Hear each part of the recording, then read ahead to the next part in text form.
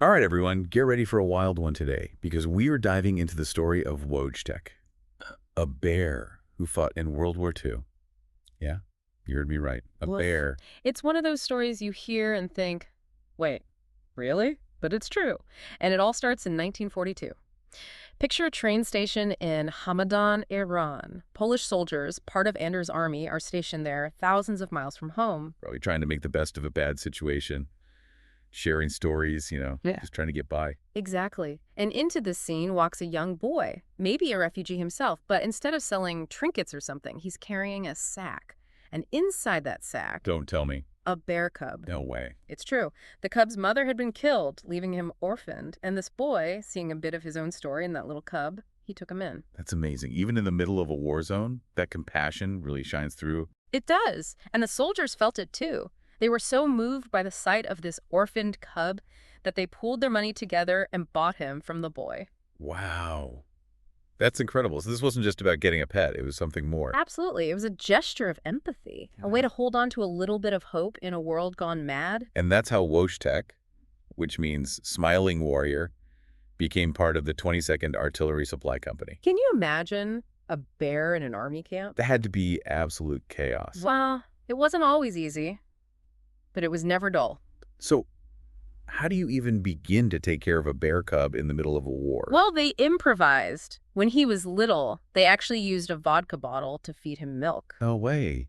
A vodka bottle? Yep. They had to sneak around at first to keep it under wraps, but eventually word got up to the commanding officer. Oh, I bet he wasn't too happy about that. Actually, he was charmed by the whole thing. And just like that, Wojtek became more than just a mascot. He became one of them. That's incredible. This bear, orphaned by war, finds a home with a group of soldiers who are also far from home. It's kind of beautiful when you think about it. It is. They traveled together from Iran to Iraq, then Syria, Pakistan, Egypt. This bear was a globe-trotter. A globe-trotting bear who developed a taste for marmalade and beer, and even the occasional cigarette. Don't forget the wrestling matches. Oh, yeah. He loved to wrestle with the soldiers. It's almost as if, in caring for this bear, these soldiers were able to hold on to a bit of normalcy in the middle of this chaotic war. I can see that.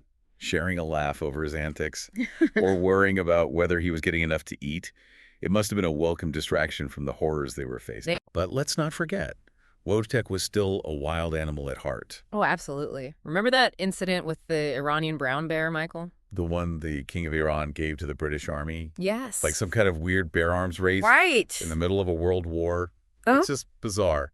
When they tried to introduce those two bears, it became very clear that Wojtek wasn't playing around. Oh, no. What happened? It was a pretty brutal encounter. Michael barely escaped. Wojtek was really going for it. Wow.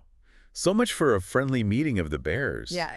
You'd think that would have scared the soldiers, seeing that side of him. You'd think so. But it actually had the opposite effect. Really? It deepened their trust in him. How so?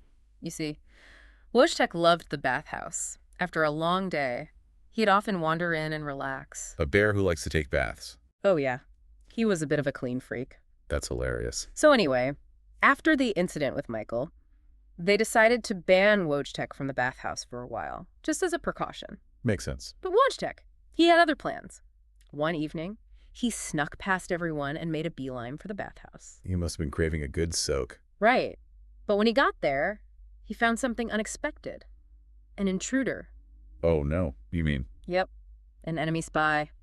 Trying to sneak into the camp. And Wojtek caught him. Let's just say Wojtek wasn't too keen on sharing his bath. He pinned the spy down, growling like crazy, alerted the entire camp. Talk about being in the right place at the right time. This bear, he wasn't just their friend, he was their protector. Absolutely. That incident really solidified their bond. It proved to everyone that Wojtek was fiercely loyal to these soldiers. He chose them. He did, and they chose him. Which is good, because their bond was about to be tested like never before. What do you mean? Well, orders came down. The 22nd Company was being deployed to Italy for the Battle of Monte Cassino. One of the most brutal battles of the entire war. Exactly. And there was one small problem. Well, not that small when you're dealing with a bear. Let me guess. Pets weren't allowed on troop transports. Oh no! So what did they do? They couldn't just leave Wojtek behind? They refused. They came up with a plan, a rather audacious plan. Okay, I'm on the edge of my seat here. What did they do? They officially enlisted Wojtek into the Polish army. You're kidding. Nope. He got a rank, a serial number, everything. A bear in the Polish army. She's right. I bet the British were confused when they saw him boarding that ship. I'm sure there were some raised eyebrows, No, but orders were orders. And just like that, Wojtek the soldier set sail for Italy. Can you imagine the scene? The soldiers, many of them likely terrified, heading into the heart of one of the most brutal battles of the war. And there, amidst all the chaos and fear, is Wojtek Calmly walking alongside them, carrying ammunition. unfazed by the explosions. It's an incredible image. It is. The soldiers later recalled how Wojtek seemed to find a sense of purpose in all of it. Really? Yeah, like he understood the gravity of the situation. And he was there to do his part. That's amazing. He wasn't just a mascot anymore. He was a true comrade. And he wasn't just there for morale. He actually played a vital role in the fighting. That's right. Wojtek was incredibly strong. He could carry the weight of 4 men easily. So he was transporting heavy ammunition boxes back and forth. Exactly, which was crucial during the intense fighting at Monte Cassino. Wow. They even designed a new insignia for their unit. Wojtek, standing tall, carrying an artillery shell. A fitting tribute to their furry comrade. It really is. Yeah. But as with all wars, this one too eventually came to an end. And with the end of the war came a new set of challenges. Because what happens to a soldier bear when the fighting is over?